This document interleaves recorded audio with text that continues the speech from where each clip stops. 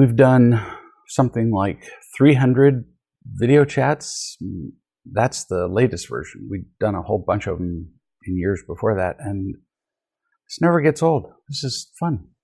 So I'm grateful to people who send in questions and thoughts. I'm having a gas, even if it's a party of one. First letter from a mother who says, my 15-year-old daughter, Julie, has asked to go to a party with a group of friends tomorrow night. It's from midnight after the prom until 3:30 a.m. So I phoned the mother who is hosting it, and she confirmed that there will be alcohol. There will be 15 girls and 5 boys, and the parents are providing the alcohol and said that it will be supervised. At this point, I shake my head a little bit, actually a lot. The parents are providing the alcohol. So they're going to give their children, teenage kids are already nuts. They're hormone poisoned. That's not their fault. They are not taught what it's like to feel loved, happy, and be in relationships, which is not their fault. So they're hormone poisoned, they're not taught, and now we're going to add to the situation by impairing their cerebral function with alcohol. This is like setting up a nightmare. And yet, but the parents will be supervising it. Who are they kidding? Do they think they're going to be watching every guy and every girl at the party? It's moderately insane. Why don't they, I mean, while they're at it, really, and I'm not joking, why don't they provide the marijuana and the cocaine, and let's throw in some mountain bikes to ride around the house while we're at it. It's just crazy. Maybe some mountain goats too. It just seems like they're not properly supplying a party. If you're going to do it, go all the way. Truly insane. Alcohol is a drug. It never makes kids or adults more coherent, more responsible, more connecting. It doesn't do anything good, not at a party.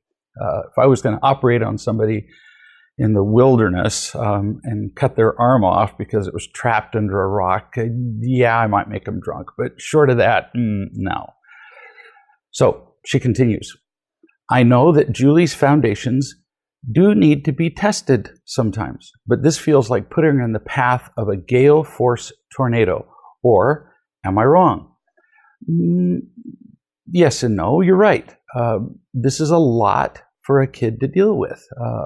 A party of inebriated, uneducated kids, that could be a problem. And I can tell you that I have learned the most in my life from situations that were difficult.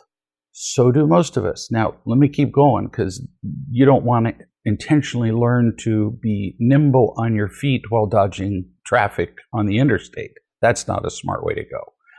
So the conventional answer would be, this is too much for a 15-year-old girl. But, big but, your daughter, this isn't for every girl. I mean, if your daughter were an alcoholic and sleeping around and she says, I'm going to a party like this, I'd go, no. But your daughter's been doing really well, which I've heard from multiple sources, including her. When a 15-year-old girl writes an old man like me and tells me how she's doing, that's a pretty open life. And she's doing well on many fronts. She's doing well at school. She's doing well at home. She's doing well at being respectful. She's doing her chores. Pretty good path this kid's walking. So, because, and I'm emphasizing this because somebody will listen to this and say, oh, well, it's okay to send kids to, alcoholic parties. No, it's not what I'm saying. Because Julie has been doing well on so many fronts, I would suggest this. You sit down with her, knee to knee, where you're looking in her eyes and you say, you know, I'm thrilled with how you've been doing. And you name the ways: home, school, whatever it is. And you tell her that because of her choices, you trust in her. You trust that she's grown considerably. So you've decided to let her go to the party. Then when she gets in from the party, not 1 minute after 3:30 in the morning, or if the party ends at 3:30, whatever, 15 minutes it takes to get home, that she will wake you up, and you two will talk about how she did, what she learned, what she saw. This is a great chance for her to learn something. And beforehand, you tell her you're excited for what she's going to learn.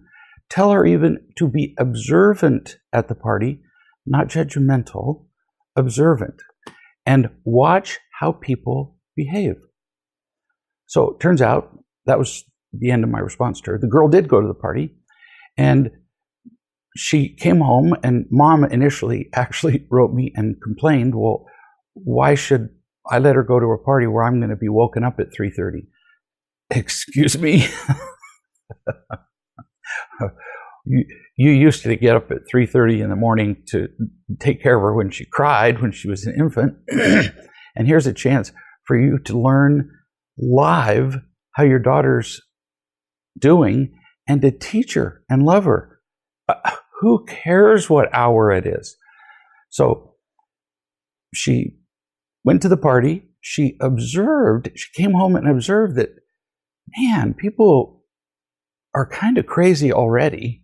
And if you put alcohol in them, they get crazier. She didn't drink. It was obvious that she didn't drink. And she learned something by watching the pain. She described it that way, the pain of other people and how they numb out their pain. Then she had a chance later, like 2 weeks or 3 weeks later, to go to another party. And the same night, there was a church party. And so Mom was feeling a little controlling. And she said, well, you can go to whichever party you want, with that little hesitation, like I'd really rather you go to the church party. And are they serving alcohol at the other party? She didn't need to say that. Her daughter's already proven herself, like, on multiple occasions and on multiple fronts. So I said, just let her go. Let her pick her party. So the girl went to the alcohol party. Not like that was the central function. And later said to her daughter, I was probably controlling in the way that I discussed the parties with you. Probably controlling, like, asking you about alcohol, kind of hesitating about you going to that party versus a church party where you'd be safer. And her 15-year-old daughter, who, to put it mildly, in the past had been difficult. I mean, difficult to the point of screaming, swearing, and getting the police involved. That difficult. Her daughter said, yes, you were. That's it. How gracious is that? The mom admits being controlling. That was a perfect opportunity for the daughter to take that particular spear and shove it through her mother's heart. She didn't do it. And then the mother wondered aloud to me, not to the daughter, what could I do so that my daughter doesn't go to the default of being defensive when I'm afraid? I said, well, that's what you do. So first, you need to see that you have that default. You teach that to your daughter. You say, I have a default of when I'm afraid, for example, when you get afraid, Mom, you tend to get controlling. When your daughter gets afraid, she gets defensive. Well, what's the difference? And then you give your daughter some things that she might say to you when you get controlling. Like, Mom, it's, you're being a little controlling. Or Mom, it seems like you're a little afraid. Now, let's be clear about the purpose of this. You're not asking your daughter to tell you these things so she can be your coach. She's not being your wise person. She's not being a peer. She's giving you information, and she doesn't even have to do that. The main reason for her to tell you that you're controlling is for her confidence. Later in life, let's say she gets married. Where do you think she's going to learn to give feedback to her partner if Mom didn't teach her how? So you're teaching her simply to have the confidence without defending. In fact, you're really answering your own question. So how do you keep her from going to the default of defending? Speak. Just speak. Mom, you're being controlling. Oh, man. Bless your heart.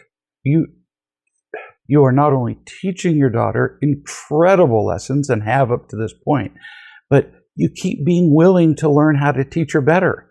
So if I had enough little stars, I'd put them all over your face. This is just delightful. New subject. A woman came to a weekend retreat some time ago who has been a counselor, a professional counselor for years. And she wrote later to me, she said, I have never seen anything like that in all my life, referring to the retreat. People just opened their hearts wide and trusted in ways that normally require years of therapy, or even with years of therapy, never occur at all. So she's asking me, how would you explain this? How do you explain the amazing opening that happens in a weekend program with you, meaning here, because it's not all me, to somebody who doesn't know you? It was so unique. It was so unlike anything I've ever attended. I felt present and alive. How do I explain this to people? Like, for example, if I want to send people to a weekend, what words do I use? It's really not complicated. Everybody is thirsting to be unconditionally loved. Always have been, from birth. We've been looking for real love all our lives, but we don't find it. Well, mostly because there ain't a whole lot of people who know how to give it. And then we fill ourselves with whatever we can find because we're in pain. But there's still no relief from the unremitting pain of not feeling loved. It literally hurts. Most people actually lose hope that they'll ever find what they need. They just flat give up. But some people manage to stay alive, even if it's deep inside under massive layers of just awfulness. They don't give up. So when they come across the real thing, finally, and it's pointed out to them, and it's given to them in a way they can receive,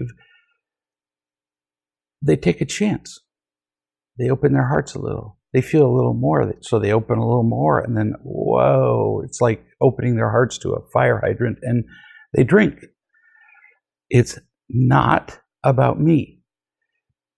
I simply managed to find real love by screwing up in innumerable ways.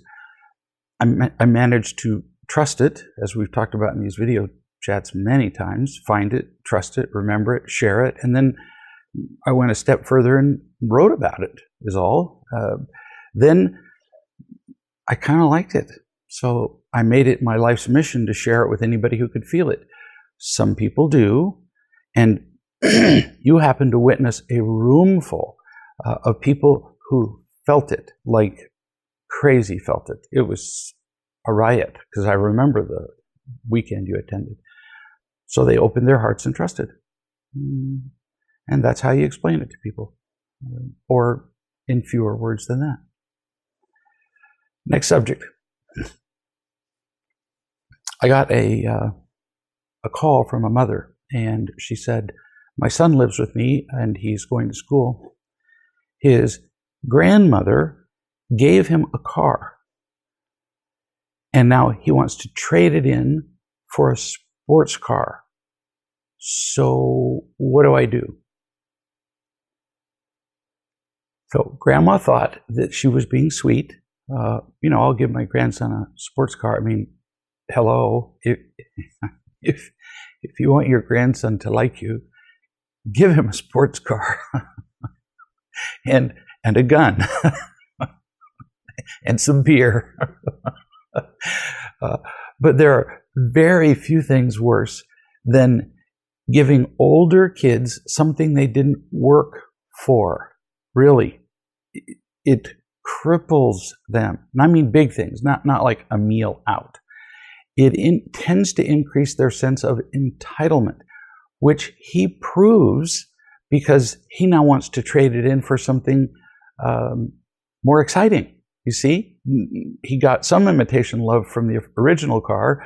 Now he's going to trade it in for a sports car. Look online, easy to Google, at the accident rates for 18-year-olds alone. Just do that, 18-year-olds. And then look it up for 18-year-olds who drive sports cars. Why don't they just, shoot themselves in the head? Many insurance companies won't even insure an 18-year-old who has a sports car. Really.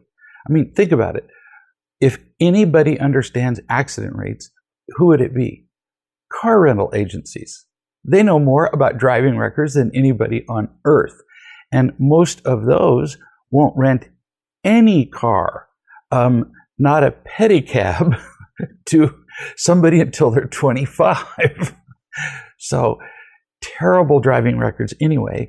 They don't need more horsepower to go along with their terrible driving habits. So the primary question that I would ask you is, does he live with you? If not, it's really kind of not your business. He can go trade it in for a sports car, and if he wants to go off and kill himself, drink a couple of beers to make it easier, he gets to. If he does live with you, you actually have a say. Long as he lives with you, they actually have a name for it. Even the IRS recognizes this. They call him a pause dependent. And if he's living with you, he's dependent on you not just for finances, but almost invariably dependent on you for guidance too. So if he lives with you, he still can trade it in, but then he'll have to move out. That sounds like almost a punishment, doesn't it? No, it's just a natural consequence. If you've decided you're going to take complete independence and ignore my completely sound sage advice, well, then you're prepared to move out. There, that's it. And this happens to be a life or death decision. So it'd be kind of like, a kid telling you, I recently purchased a 9mm and I've set up a range in my bedroom. He's living with you. And, periodically I'm just going to do target practice in my room with the 9mm. And your room, by the way, is on the other side of the wall that he's shooting at. Yeah, well, see, you actually have a say about that. And if he gets in an accident and he's killed, you're going to be affected. If he's in an accident and he's permanently disabled, oh, you're going to feel really obligated to take care of him for the rest of his life. So it turns out, yeah, you do have some say. You can't protect them from everything. But he really doesn't understand the significance of this choice. 18 in a sports car? Are you kidding? Of course he'll take it. New subject. This is from a woman who has been doing Real Love for a while. And she asked me what she needed to see about herself next. I get asked that question now and again. Sometimes I answer it and sometimes I don't. Sometimes it's like, well, for some reason, that's your job to figure out. But in this case, I told her that she manipulated people much more than she realized to avoid disapproval and to get approval. And she asked why she hadn't seen that. And I said, because you're pretty sneaky about it. You're good at it. And because you're sneaky and good, You don't see that you're manipulating, and certainly the people around you don't. And even if they did, they're surely not going to come and tell you, because you're so sneaky that they're going to believe you don't realize it. So I talked about her actually last week on the video chat, or a few weeks ago, whenever it was, when I said that her 8-year-old grandson pointed out how she was sneaky, which was really eye-opening to her. To have her 8-year-old go, yeah, Grandma, you are pretty sneaky at getting people to do what you want. She didn't like that at first, but then she began to see it. And she wrote this. I looked up the word manipulation on Google, and words, people don't use dictionaries anymore. We use Google. And words related to manipulation. I had never thought that sneaky was manipulation. And then she kind of took little bits out of the definition. Manipulate includes to beguile, to fool, and then parentheses, she said, I'm pretty good at this one.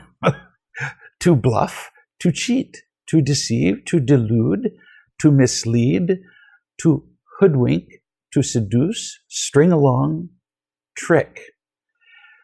That's a whole lot of ways to manipulate, isn't it? And pretty much everybody who's listening, if you didn't identify that you manipulate people in some way, you were either not listening, deaf, fell asleep during the video chat, or you might have a lying problem. Just saying, since everybody does it. She says, but the main person I'm really fooling is me. If I don't make a choice to do differently, my pain or habitual behaviors will automatically choose for me. Ooh, this is like genius. That is the entire purpose, to see your behaviors. Not to feel bad, or it's the reason to have somebody help you. Not to criticize you, not to make you wrong, not so you feel guilty. It's so you can see clearly enough to choose more wisely. That's all. Choose happier. Otherwise, your pain chooses for you.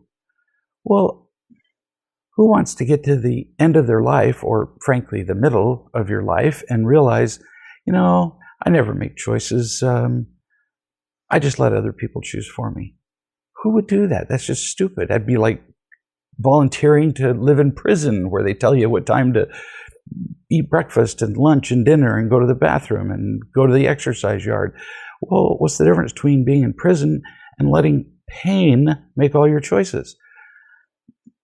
You just react to pain. That ain't living. She responds, I've decided to choose. I'm going to choose. Oh, bless your heart. It's way happier. You continue. I really did not want to see what you were telling me. I got that. You weren't supposed to see me that way. Well, oops, my bad. She says, I had notions of how you were supposed to see me. See, that's the sneaky manipulation, actually. And what you told me was as far out in my world as a lighthouse in my picture of my life. 3 years ago, I wrote out a petition at a church near you in Rome.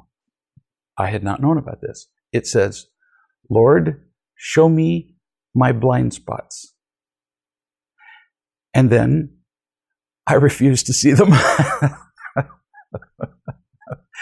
It's like the old Saint Francis of Assisi.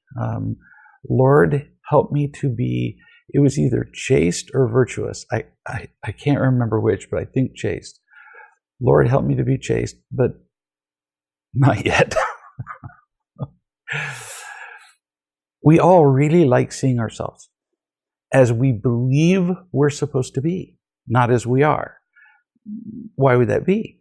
Because deep down we realize that if we see our lies and our reactions and our protecting, that would be a lot of work to do, because we know it's not the best choice. And we'd have to get all vulnerable and honest and scary. And so we'd rather pretend. And I get it. You continue. Because I felt so much better, because I feel so much better than the old days, I can actually be more blind to the more subtle behaviors because I basically feel pretty good most of the time. And just because they're subtle doesn't diminish them. It's just harder to spot them. I really don't want to keep fooling myself.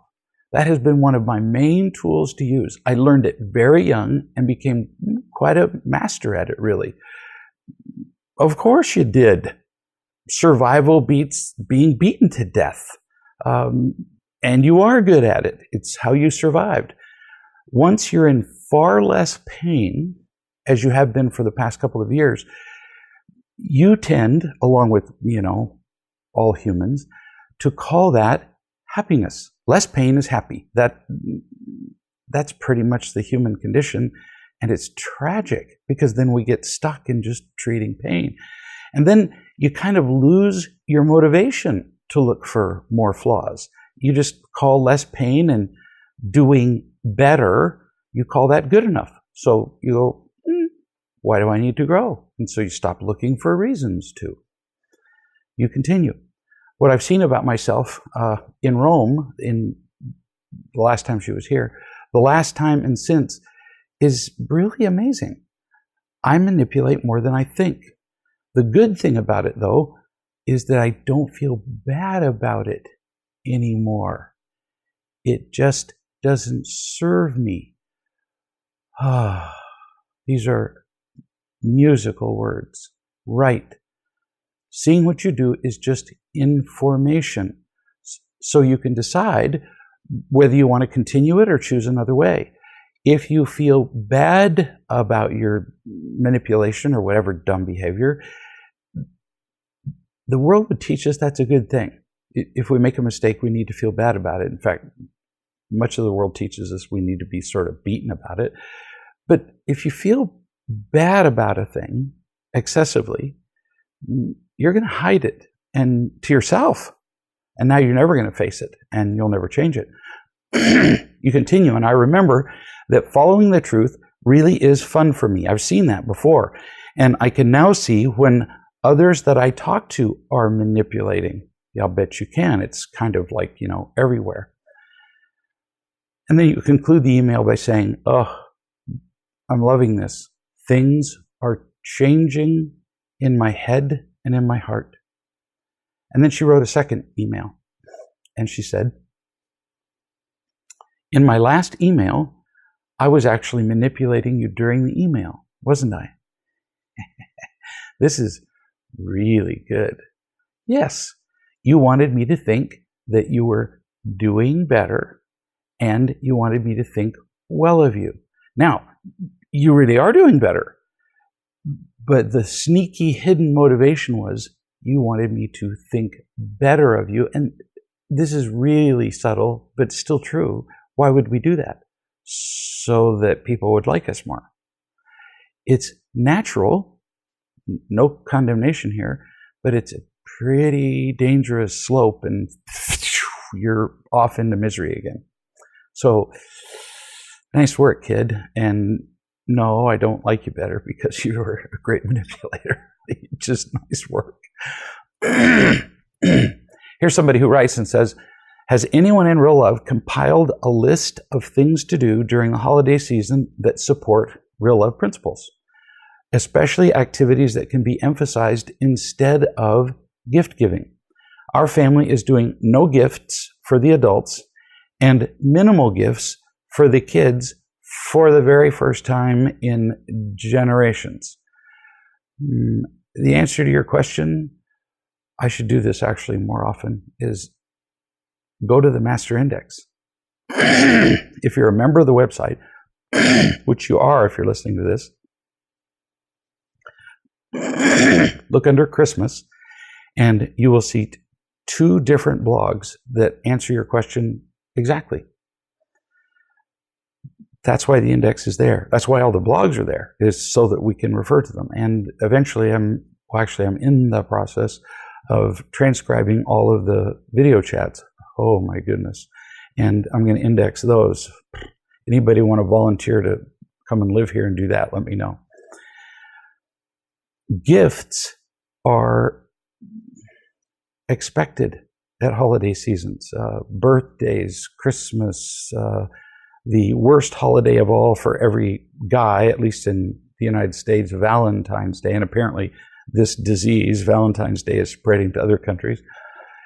And expectations just lead to endless disappointment. What do people really want? Well, read the 2 blogs that are referred to in the Master Index, but briefly, love. They want your time. They want your caring. Visit people who have absolutely nobody and watch their face. Man, this is fun. I'm not giving I have a grandson coming to see me for Christmas in, I don't know, a few days. And of course, I have a grandson coming to see me. I never know when these things are going to go up on the website. And I'm not giving him anything, but he's going to get lots of my time, and we're just going to have a wonderful experience. The lady who wrote this wrote a second email. She said, "Thanks, I'm eager to see how this goes. I'm grateful that even the in-laws are supportive of our new policy toward Christmas." Lucky you, because they're usually not. My husband is the most resistant. When I asked him not to order the gift that he had planned to buy me, he got really upset. Clearly, there is a lot of pain in his heart. Bless you for seeing that. He was barely speaking to me for about a week. So we see the irony, right? I want to give you a gift, and if you don't take it, I'm not going to speak to you for a week. This is a riot. But you continue. A couple of days ago, I managed to sit there and really listen to him spilling his pain. When he began talking, he was ready to end our marriage. So take this gift, or I'm going to shove it down your throat. And if you don't, I'm going to divorce you. When the conversation ended, he was like a toddler, sobbing in my arms. I think that moment was the first time I truly loved my husband unconditionally. Oh, I mean, I'm touched. I wasn't there. In great part, this happened because you decided to stay with true principles. Instead of giving in to what everybody does, which is our excuse for a lot of stupid behavior, you decided to stay with true principles and just love him instead of trading. And at first, he reacted to his fear with anger. And of course he did. If he doesn't know how to love you unconditionally, then the only thing he has to give you is what? Whatever the gift was that he was going to give you. You know, probably a chainsaw. That's all he has to prove his love. And when you say, no, I don't need a gift, now he's going, well, what do I do now? He was disoriented, lost. He felt rejected, but mostly confused. He didn't know what to do. But you persisted. You loved him. You could have just been persistent about the principle and said, no, that's not what I'm talking about. You persisted while you loved him, and then you had this glorious moment where you felt unconditionally loving toward him while he was vulnerable. I would call that a win. Way to go. Nice work. This is just a lovely story.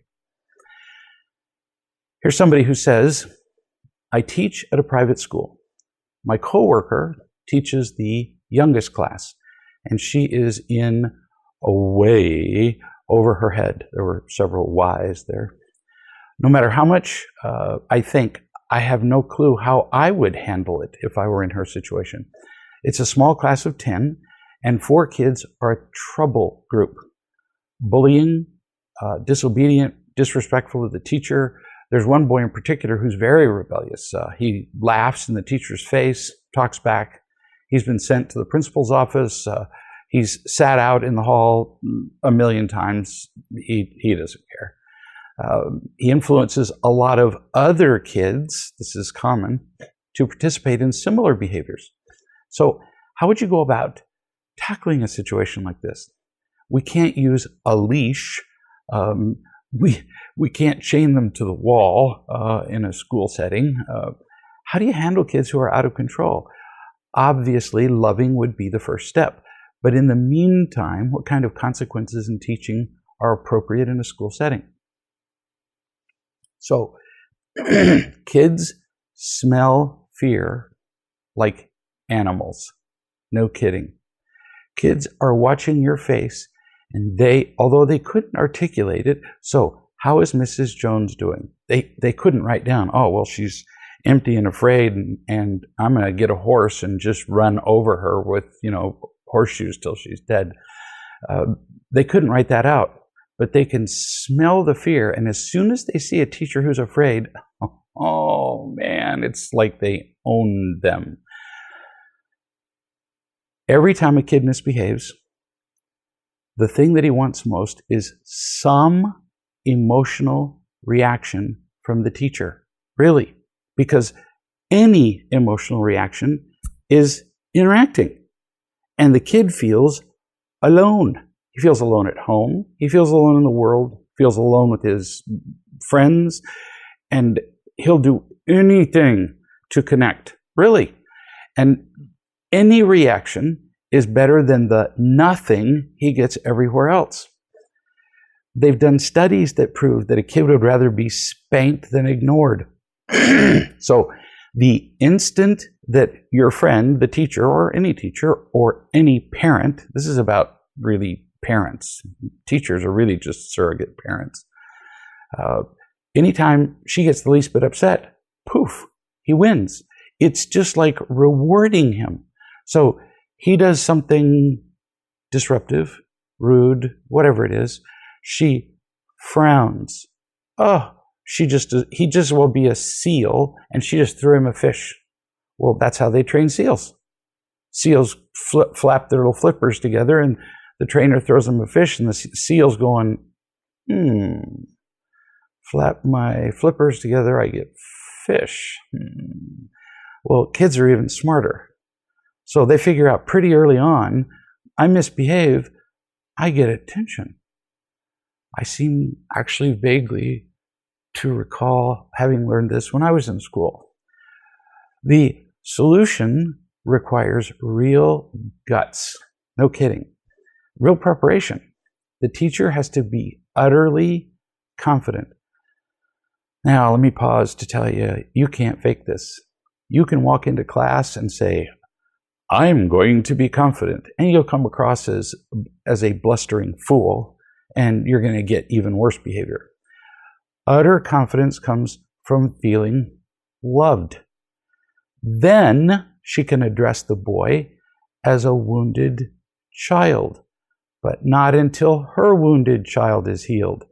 Let me underline that and bold it. Until her wounds are healed, she cannot have the confidence to address a wounded child.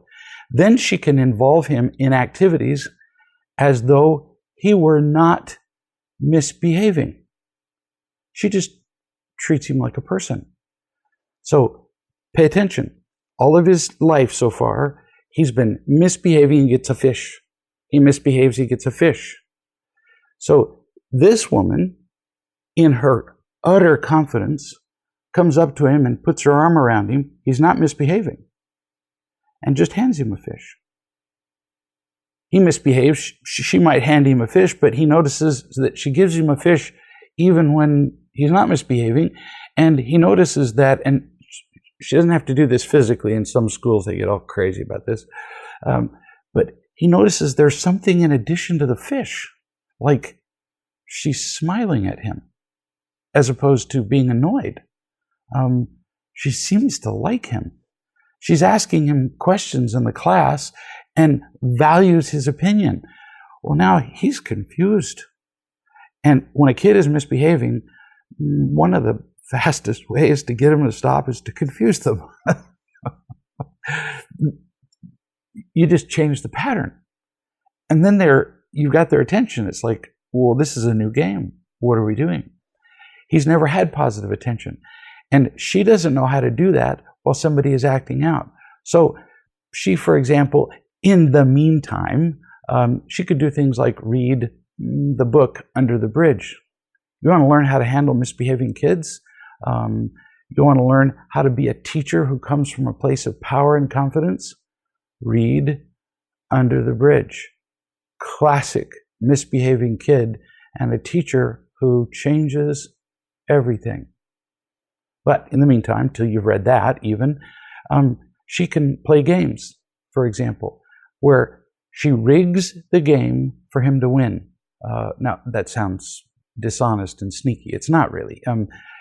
For example, she plays a game where she asks questions that she knows he knows the answer to. Oh, there are lots of ways to do that. She can bring him in before the class or after school the day before and give him a little private lesson and give him the answers to all the questions she's going to ask him the next day without him knowing she's doing it. There are so many ways to help kids feel confident, good about themselves. Nobody's ever done this for this kid or he wouldn't be misbehaving. She helps him. She tutors him outside of class. Read Under the Bridge. Watch the movie Freedom Writers, Writers. That's a really good example of a teacher unconditionally loving. In fact, there are a couple of scenes in there where tears just roll down your face. Have her watch that movie. She asks for his opinion on things. We're still talking about the same teacher until she learns to be confident. She can't keep faking this. She's got at some point to get enough real of herself, but you asked for in the meantime.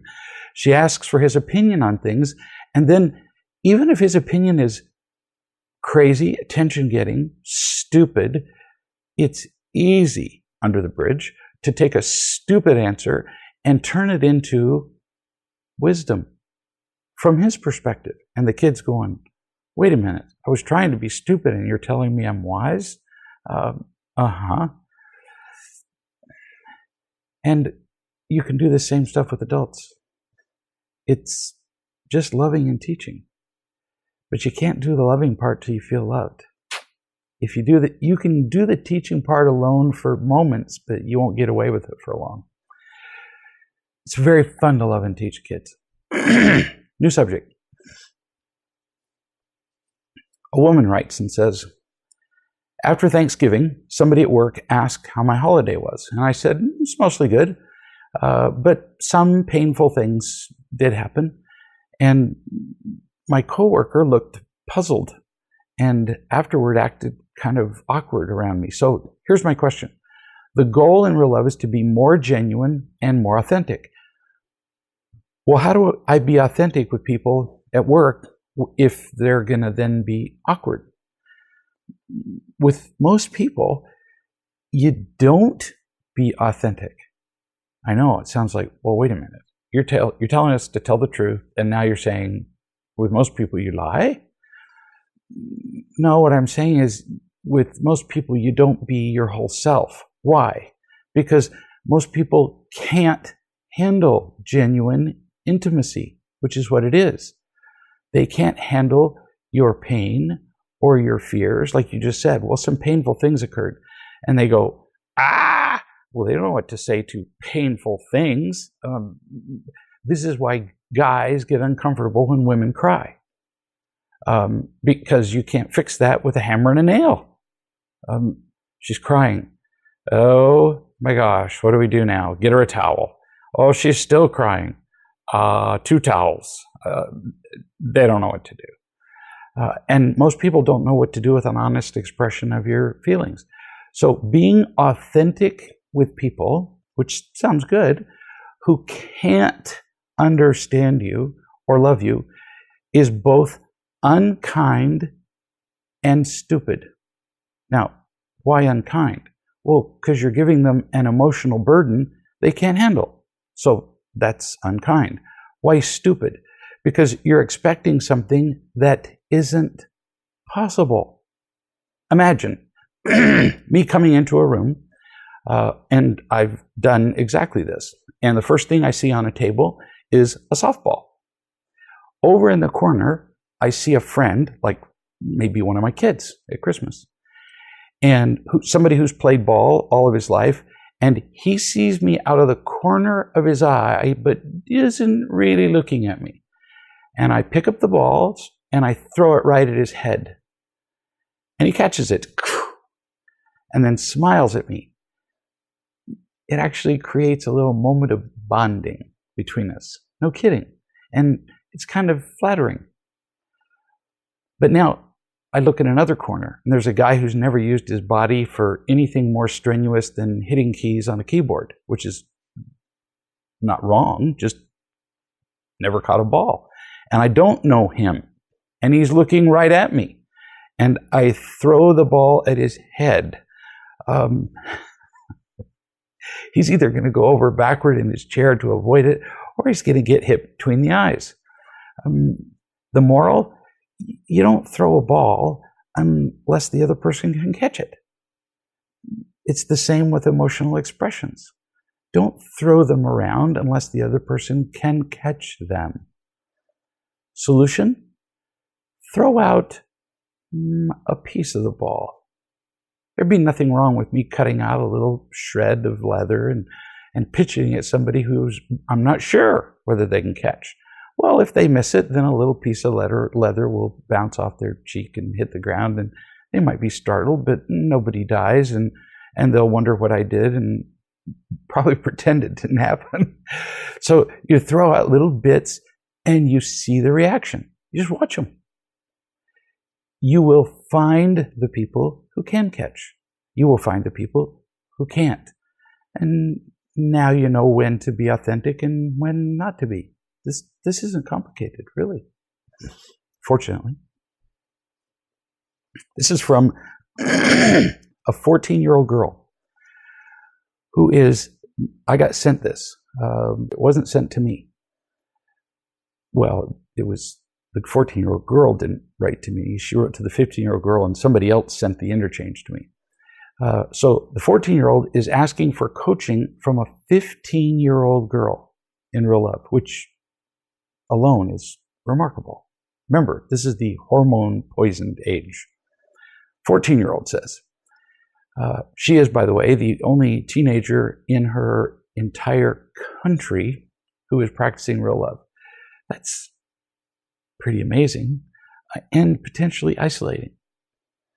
She says, I've been learning about real love for several months, and it is rocking my world. 14.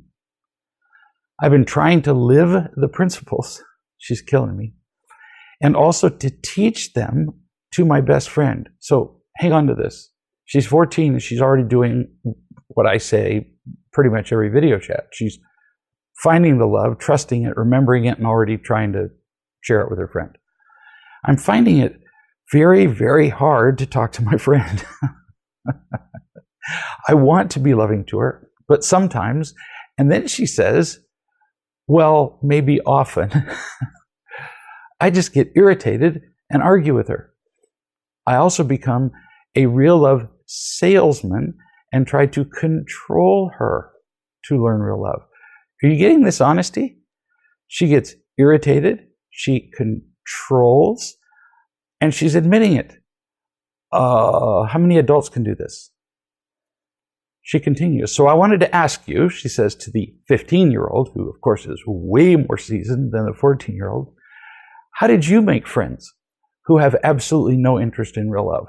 Also, have you introduced real love to your friends? And if you did, how? And I wonder because, well, I'm not doing so well. Pretty good questions, huh? Here's the response from the 15-year-old. Personally, I have found it easier to sit back and observe others at school. I've never actively invited them into real love or really even discussed it with any of them. I think it's important to remember to focus on ourselves before we try to love others. We have to concentrate on receiving the love we need first. And I want to call the 15-year-old and ask her if she'd be willing to do a few video chats for me. This is priceless.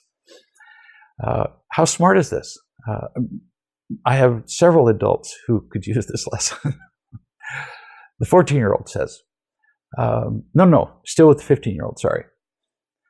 I know it's really hard to not feel responsible for other people's happiness and their lives, and hard to not jump right in there, even with the best intentions, especially when you have the perspective of real love and you can pretty much predict how emotionally damaging the rest of their life is going to be.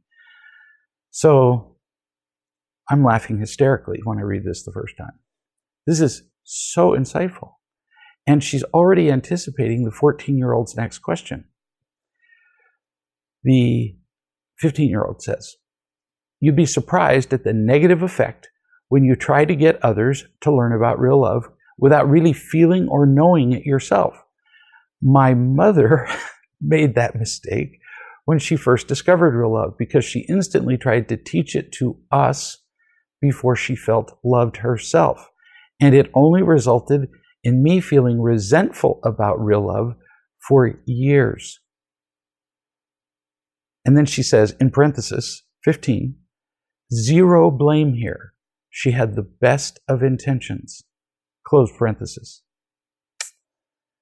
Dang, this is pretty good stuff.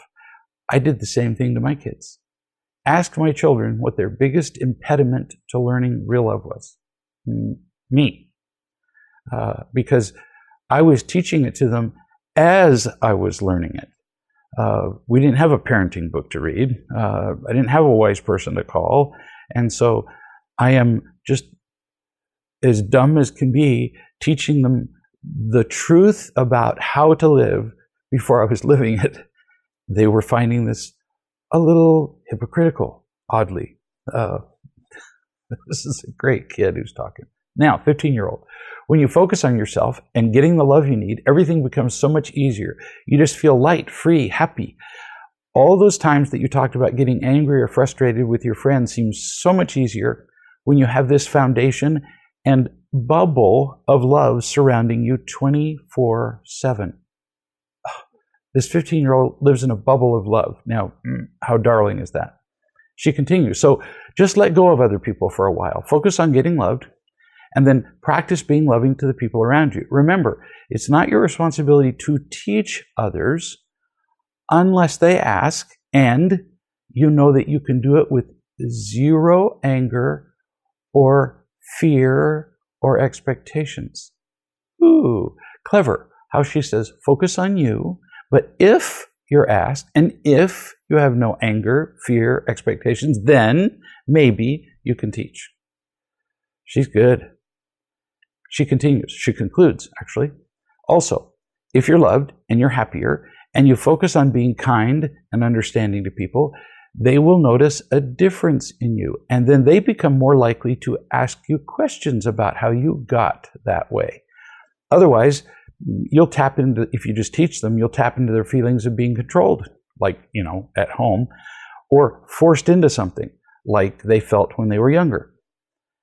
The 15-year-old is hired. This is her first coaching attempt, and I'm just freaked out and blown away. And when I grow up, I want to be just like her. This is from a woman who writes, I always wondered why my husband hated conflict. And then for a few weeks, we lived with his parents. One night, I used the sewing machine in the same room where they were watching a movie. And I didn't realize it at the time, but that was their date night. They were having a date watching the movie. Now, I suppose I could have or should have asked if my noise was disturbing them, but it just didn't occur to me. I was, I suppose, too preoccupied with what I was sewing. After a while, they turned off the television, and both of them walked out of the room, actually kind of stomped out of the room, and in an obvious huff, and went to bed. So I didn't know what was going on, and I learned later from my husband that they were annoyed, which was really kind of obvious. And I asked him, well, why didn't they tell me that they were being bothered? And he said, oh, we never talk about things like that. The next day, I apologized to his mother, my mother-in-law, for being selfish. I explained that I was just thinking of myself. And I hoped that she understood that I was just being careless and foolish. I wasn't trying to be rude to them. She cried. She cried. She said, quote, I have never talked to anybody about any conflict in my life. And she's, I don't know, my age. Really old. So imagine being 60-something years old and you've never talked about a conflict. She and her husband have been routinely cited as, the perfect couple, having the perfect marriage, because they never had conflicts. Wrong. No, they had them. They just didn't talk about them. So what they did was they would have them, and I guess like you would do out in the woods when you move your bowels, you just, take a shovel and you bury them and hide them. But see, it's still there. And if you put your tent up directly over where you hid it, well, the tent stinks. So understandably, his mother was angry all the time, his entire life. Always micromanaging, criticizing everybody. His father was stone cold silent, staying out of her way, because if you got in her way, you got your head cut off, and trying to look pleasant and happy for everybody.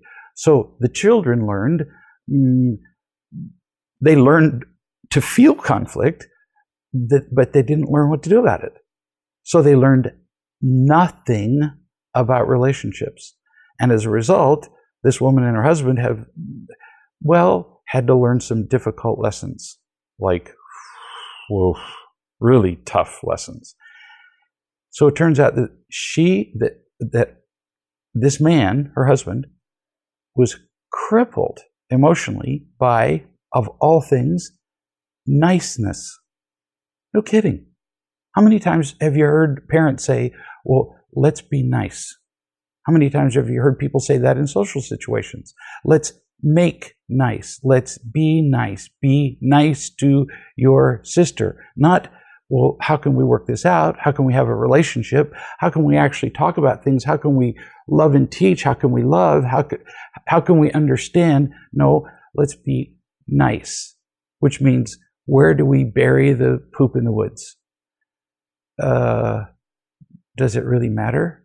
It's still poop in the woods. So niceness isn't the solution. Well, then what is? Surprisingly, it's finding the real thing, finding unconditional love, trusting the love that we find, remembering it when things are tough, when it rains, and learning to share it with other people. And then, wow, what a life becomes possible for all of us. We'll see you in a week.